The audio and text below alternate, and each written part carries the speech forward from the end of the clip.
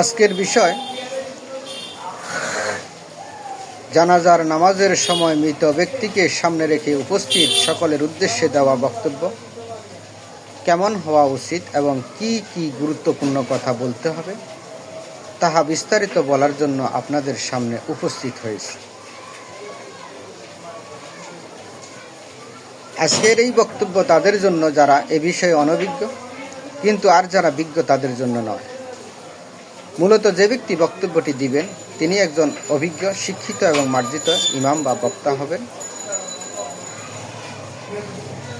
জানাজার নামাজের আগের উপস্থাপনাটি হওয়া উচিত অত্যন্ত গোছানো এবং সময় উপযোগী ও স্থান কাল পাত্রভেদে। শুরুতে আসসালামু আলাইকুম ওয়া রাহমাতুল্লাহি ওয়া বারাকাতুহু। নাহমাদুহু ওয়া নুসাল্লি আলা রাসূলিহিল কারীম, আম্মা বা'দ, ফাআউযু বিল্লাহি মিনাশ শাইতানির রাজীম। বিসমিল্লাহির রহমানির রহিম।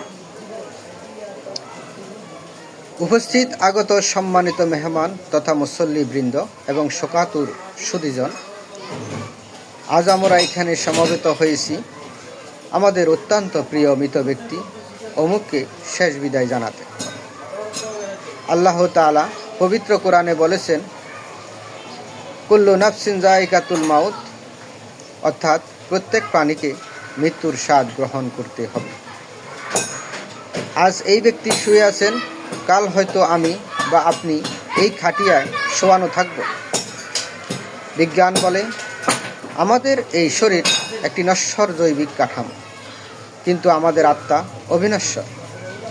মৃত্যু মানে জীবনের সমাপ্তি নয়, বরং এক জগৎ থেকে অন্য জগতে স্থানান্তরের নাম। আমরা এই পৃথিবীতে মুসাফিরের মতো যুক্তি এবং বিজ্ঞানের নিরিখে বিচার করলে দেখা যায় এই মহাবিশ্বের কোনো কিছুই বৃথা নয়। আমাদের প্রতিটি কাজের একটি রিয়াকশন বা ফল রয়েছে। আজ এই নিথর দেহটি আমাদের একটি বার্তায় দিচ্ছে, দুনিয়াতে আমরা যা কামাই করেছি, টাকা পয়সা, বাড়ি গাড়ি, তা এখানেই পড়ে থাকবে। আমাদের সাথে কেবল যাবে আমাদের আমল বা কর্ম। তাই এই মুহূর্তটি আমাদের জন্য কেবল শোকের নয়, বরং আত্মসমালোচনার এবং শিক্ষা নেওয়ার শ্রেষ্ঠ সময়। ইসলামী শরিয়া এবং মানবিকতার খাতিরে এখন আমি দুটি গুরুত্বপূর্ণ বিষয় আপনাদের সামনে রাখছি। মানবিক ক্ষমা। মানুষ হিসাবে দীর্ঘ পথ চলা এই ব্যক্তির দ্বারা আপনাদের কারো মনে কোনো কষ্ট লেগে থাকতে পারে বা কোনো ভুল হতে পারে। আপনাদের কাছে বিনম্র অনুরোধ, এই বিদায় বেলায় আপনারা কি ওনাকে আল্লাহর ওয়াস্তে ক্ষমা করে দিয়েছেন? উপস্থিত সবার সম্মতি হবে ক্ষমা, ক্ষমা, ক্ষমা। আপনাদের এই ক্ষমা আল্লাহর দরবারে ওনার নাজাতের উসিলা হতে পারে। আর্থিক লেনদেন, মানুষের হক বা ঋণ অত্যন্ত স্পর্শকাতর বিষয়। হাদিস অনুযায়ী ঋণের বোঝা নিয়ে জান্নাত লাভ সম্ভব নয়। ওনার কাছে যদি কারো কোনো পাওনা থাকে তবে দয়া করে এখনই জানান, অথবা ওনার পরিবারের এই সদস্যদের কাউকে দেখিয়ে দিন, সাথে যোগাযোগ করবে। তারা এই ঋণ পরিশোধের পূর্ণ দায়িত্ব গ্রহণ করবে।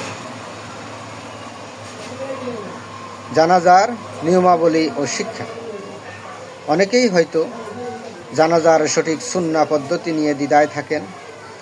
আমাদের সুবিধার্থে, আপনাদের সুবিধার্থে আমি সংক্ষেপে বলে দিচ্ছি। এই জানাজার নামাজ এটি 4 তাকবীরের নামাজ। এতে কোনো রুকু বা সিজদা নেই।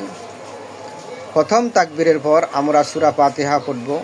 সহিহ বুখারীর 1335 নম্বর হাদিস অনুযায়ী জানাজায় সূরা ফাতিহা পড়া সুন্নাহ। দ্বিতীয় তাকবীরের পর আমরা দরুদে ইব্রাহিম পড়ব। তৃতীয় তাকবীরের পর আমরা মৃত ব্যক্তির জন্য দোয়া করব। দোয়া মুখস্থ না থাকলে মনে মনে অত্যন্ত একাগ্রতার সাথে বলবো, হে আল্লাহ, আপনি ওনাকে ক্ষমা করুন। চতুর্থ তাকবীরের পর আমরা সালাম ফিরিয়ে নামাজ শেষ করব। পরিশেষে আসুন আমরা এখন কাতার সোজা করে দণ্ডায়মান হই। মনে রাখবে, জানাজা হলো মৃত ব্যক্তির জন্য আমাদের পক্ষ থেকে আল্লাহর কাছে একটি বড় সুপারিশ। অত্যন্ত ধীরস্থিরভাবে মনোযোগের সাথে আমরা নামাজটি সম্পন্ন করি। আল্লাহ আমাদের এই প্রিয় ভাইকে জান্নাতুল ফেরদাউস নসিব করুন এবং আমাদের সবাইকে সঠিক পথে চলার তৌফিক দিন। শিক্ষা ও সমাধান। আপনি কেবল বক্তব্য বরং জানাজার নিয়ম শিখিয়েছেন এবং ঋণ মুক্তির সমাধান দিয়েছেন। গাম্ভীর্য, আপনার কথাগুলো হবে ধীরস্থির এবং মার্জিত, যা একজন শিক্ষিত ব্যক্তির বা ইমামের বা নেতৃত্বের পরিচয় দেবে। পরবর্তী পর্বে আমরা মৃত ব্যক্তির গোসল করানো নিয়ে এবং দাফন কার্য সম্পন্ন করা নিয়ে ভিডিও নিয়ে আসব। সে পর্যন্ত সাথে থাকুন।